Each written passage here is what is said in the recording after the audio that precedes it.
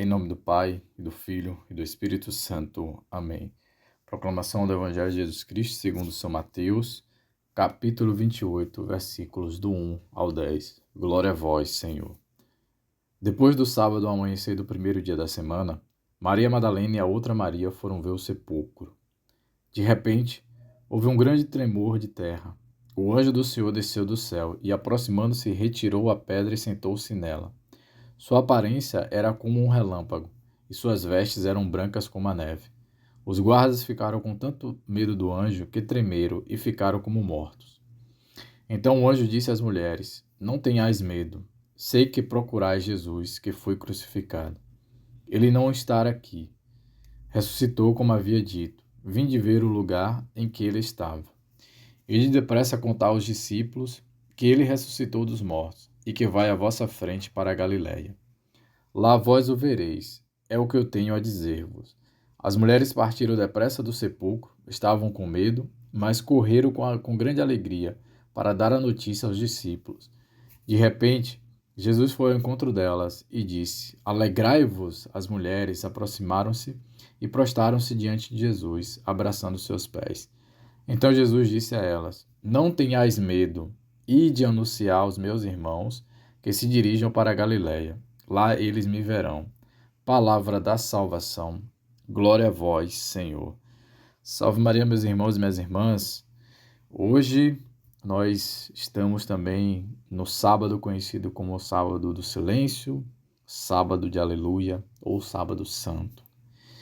E hoje a gente faz muita memória também à Santíssima Virgem Maria, porque ela é aquela que sustenta-nos na fé, né? É aquela em que, para muitos de nós, estava perdido, porque o nosso Senhor morre na cruz ontem, e hoje a terra fica em silêncio, o que também tem a tradição nos ensina que hoje é o dia em que o rei está dormindo, né?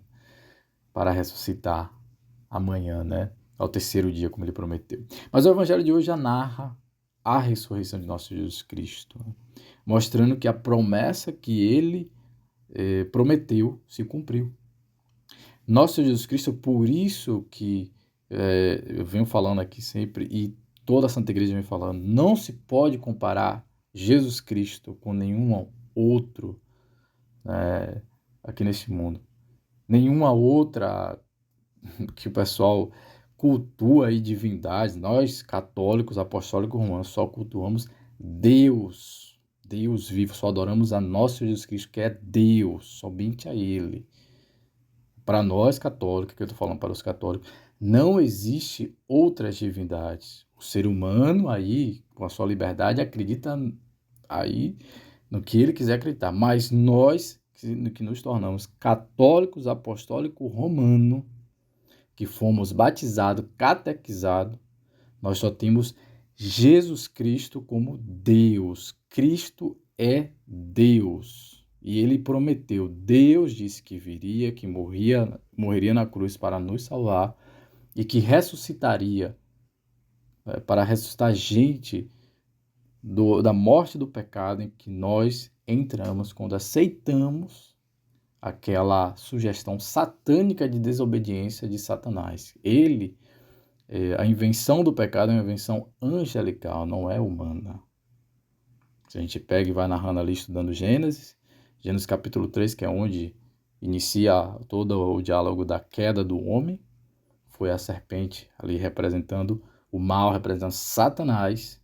Ele, por sua língua bifurcada, como nosso Jesus Cristo diz no Evangelho de João, a partir do capítulo 8, eu não lembro agora exato o versículo, mas ele fala que o diabo ele é homicida desde o princípio e ele é pai da mentira, é mentiroso desde sempre. Ele é o pai da mentira, porque o que ele fala é só mentira.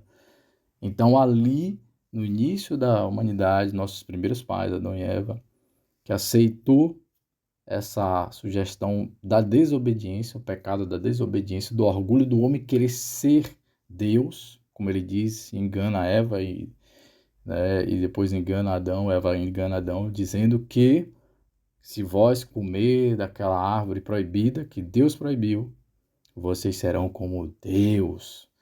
Então ali o pecado que narra em Gênesis é o homem querer ser Deus, excluir Deus e ele ser autossuficiente. E aí o que aconteceu com a gente? A queda, o pecado tomou conta da gente e nós estávamos condenados. Mas aí Deus, em toda a sua benevolência, todo o seu amor, fez o maior ato de amor por nós, que nós comemoramos ontem, que nós atualizamos ontem. Deus, por ser o eterno, ou seja, a cronologia não passa para ele como passa para a gente, aquilo ali que ele fez para nós há 2000 anos atrás, aconteceu ontem para Deus, novamente, porque Deus não passa, o tempo para Deus não passa, é a eternidade. Então, tudo que Deus faz acontece no instante presente. Para nós, por causa da nossa condição de estar no tempo e no espaço, na cronologia, para a gente fica aquela ideia de, por isso que nós não devemos pensar em uma lembrança, mas uma atualização.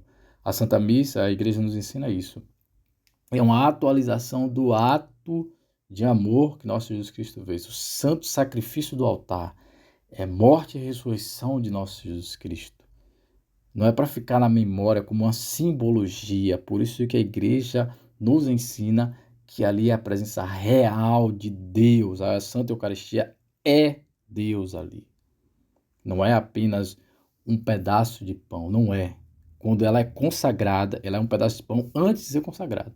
Quando ela é consagrada pelas mãos ungidas daquele sacerdote que Deus ungiu, que o bispo impôs as mãos e que ali passou a sucessão apostólica, o poder que nosso Jesus Cristo, ao longo desse processo aí das leituras, nós iremos observar bastante que quando chegar ali, próximo, principalmente de Pentecostes, a gente vai observar que Deus vai dar as diretrizes, ele já é ressuscitado, vai ficar aparecendo para os discípulos e vai dando as diretrizes para eles continuarem o projeto divino.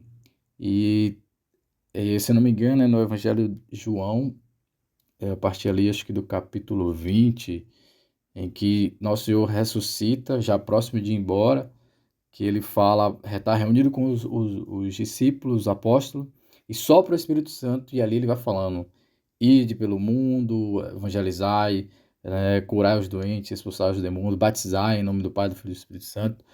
João 20, 23, ele fala da questão do perdão dos pecados, né? Os pecados que vós perdoarem serão perdoados, o que vós reterem não serão perdoados, ou seja, a importância do sacramento da penitência, o sacramento da confissão, está ali, aqui nas Sagradas Escrituras. Então, nosso Senhor Jesus Cristo passou o poder dele, né? É por isso que nós somos uma igreja da sucessão apostólica, por isso que você tem a certeza de que a Santa Igreja Católica é a igreja de Cristo, é a igreja que nosso Jesus Cristo fundou. E aí, quando o sacerdote ali eleva o cálice e a hóstia, e que ele consagra, que faz ali, no momento da consagração, já deixa de ser vinho e passa a ser o sangue de nosso Jesus Cristo, já deixa de ser um pedaço de pão, partícula de hóstia, e passa a ser o próprio Cristo ali. Então, em virtude disso, meus irmãos e minhas irmãs, Deus, Jesus Cristo, prometeu que morreria e que ressuscitaria por todos nós, e ele fez esse ato de amor maravilhoso por nós. Então, hoje, por mais que nós estamos aguardando, a vigília pascal aí que nós iremos hoje celebrar de noite, vá para a Santa Missa, dia de preceito, né? Então, para a gente gritar, né? Vitória, glória, ele ressuscitou. Mas o Evangelho de hoje já narra para a gente que é da missa da vigília pascal. Deus abençoe, que a Virgem Maria, São José, possa interceder por cada um de nós para preparar o nosso coração para a gente gritar a vitória de nosso Jesus Cristo sobre a morte, sobre o pecado e clamar a ressurreição dele. E amanhã, o grande dia, a Páscoa.